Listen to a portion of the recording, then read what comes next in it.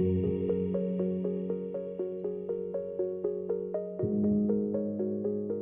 actually think where community learning helped me the most was with MCAT preparation. And so I had to take the MCAT at the end of spring semester. And so while spring semester was going on, I was also studying for the MCAT. And I think there is like a lot of guidance you can find both through Bryn Mawr's programming and online. But a lot of it is anxiety inducing because you don't have a professor to walk you through the whole course. And so to be able to connect with a lot of my peers on like, which Anki deck are you using for flashcards? Or what does your schedule look like? Or I'm really struggling in this topic area. Where are you getting your practice problems?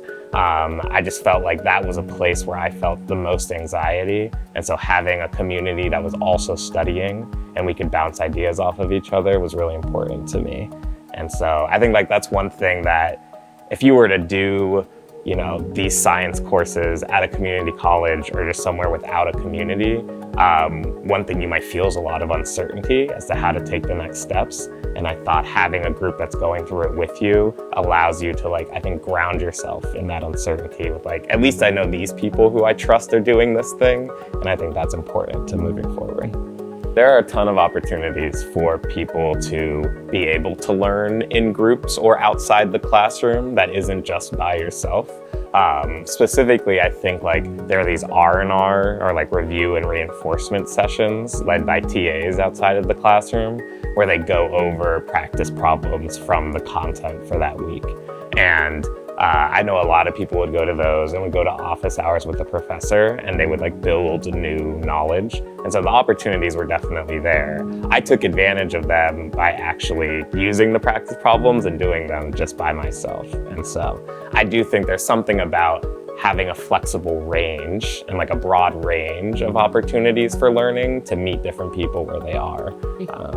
And like even peer tutoring, I like heard was like a really great opportunity for folks who like maybe learn better from somebody who there isn't a power dynamic where there's like a professor or a TA, but it's actually somebody who you have a little more trust with and like rapport. And so I think making sure that you have all of that set because everybody's going to come in from a different place is really important.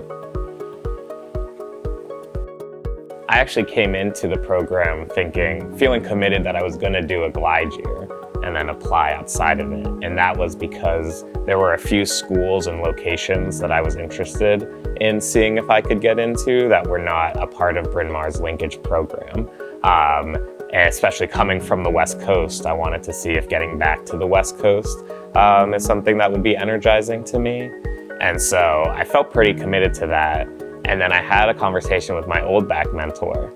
And he was going through the thick of it in the middle of his like application to these 22 to 25 schools. And he was just telling me that it's a very rare opportunity, this linkage program. Like these schools are specifically setting aside slots for post-bac students. And so there's something about the like rareness of that. And I think the opportunity that laid at hand to accelerate my journey and get into really high quality schools and to be, you know, going against just other post-bac students as opposed to like the whole world that is applying, that it felt like I should definitely try to take advantage of it.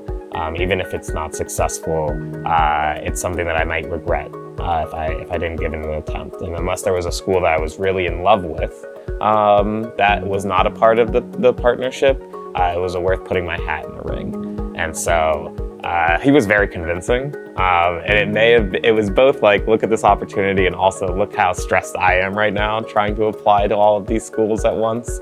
And so I thought, yeah, why not? Why not give it a try? And so I went to a few of these schools' info sessions, and I think some of them better than others, and some are really good at marketing, you know, the opportunity that lay at hand. And so I found some schools in there that I really thought I could see myself in.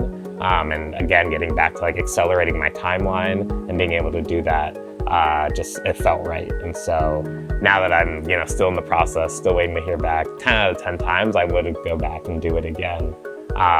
Even just because I think it has now given me this break period in between school ending and like finding out about linkage. And I think I had to accelerate all of my application writing and MCAT studying.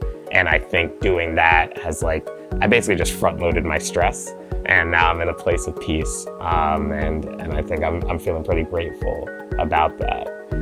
In terms of how did I juggle just application, MCAT studying, and all the work that goes on here, it was a challenge. I think it was, in my old job, I built more of a muscle around time management and how do you build a good to-do list and how do you map out what it takes to do well.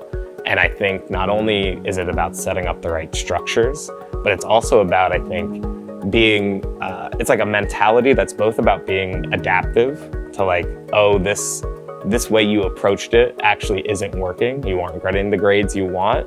How do you shift to add more time studying for these things, or go and take advantage of office hours to learn better? And then I think there's just a lot of grace you have to give yourself, because you set up this plan in motion and then you actually only tick through 4 of the 7 things you had on there because it's an ambitious schedule you set.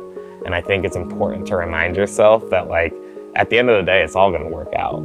Things are going to be fine. And you can use every failure as a learning opportunity and just adjust your schedule moving forward.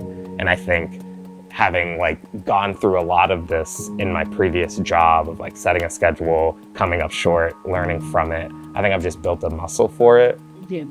That I actually felt putting a lot on my plate was something I'd done before, and it wasn't too unreal. I will say the volume of work here is harder than anything I've ever had to manage before, and so that I think was pretty striking. But I do think we got a lot of guidance in the beginning of the year that this is going to be the priority of your time, and so think about that importantly. And I think I've structured my free time in a way that allowed me to lean into work and more work when needed.